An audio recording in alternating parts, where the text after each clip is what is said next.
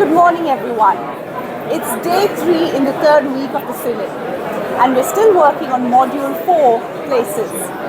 Now with me this morning, I have Grace Wrakia from Papua New Guinea. Grace, thank you for joining us today. My pleasure. Thank you, Trudy. Grace, can you tell us a little bit more about what you do in PNG and your ministry there?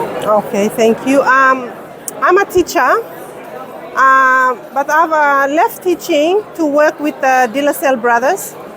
And what I do, I've been doing that for 7 years now. I coordinate the lay association of the brothers. The brothers, as you know, came from Australia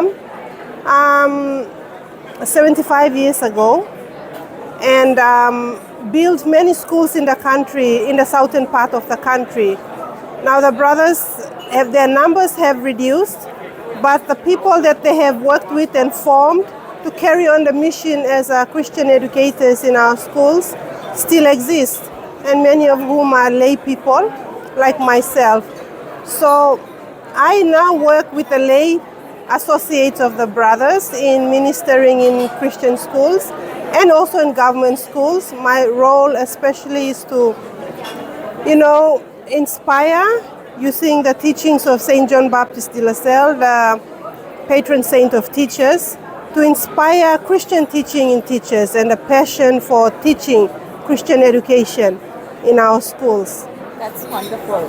Now, we've generally heard that synodality is not a strange word for people in Papua New Guinea, and they have sort of a synodal way of life. But what can synodality from here bring to your ministry to enhance it?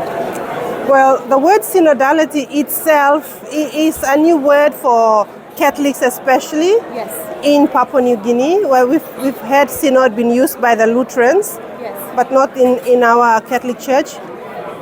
But the concept of synodality, as we talk about communion and relationship, it's very much rooted in our culture, yes, because we are very communal people. We live in communities, extended families, which branch out to create communities.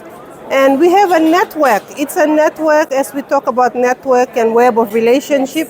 Yes. That's very much part of our culture. Yes. We look forward to making relationship and building on what is common instead of always looking at what is different. Correct. Because it's that brings us unity.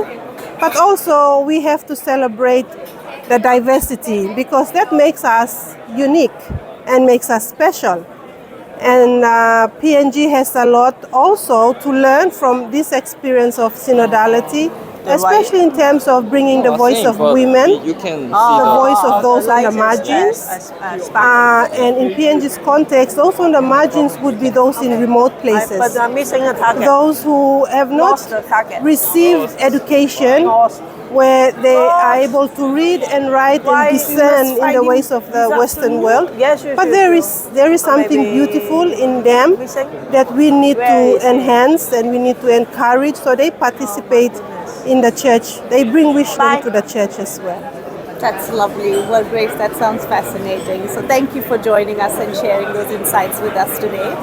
And to all those watching, thank you for joining us. This is Trudy Dantis, an Australian participant at the Synod on Synodality.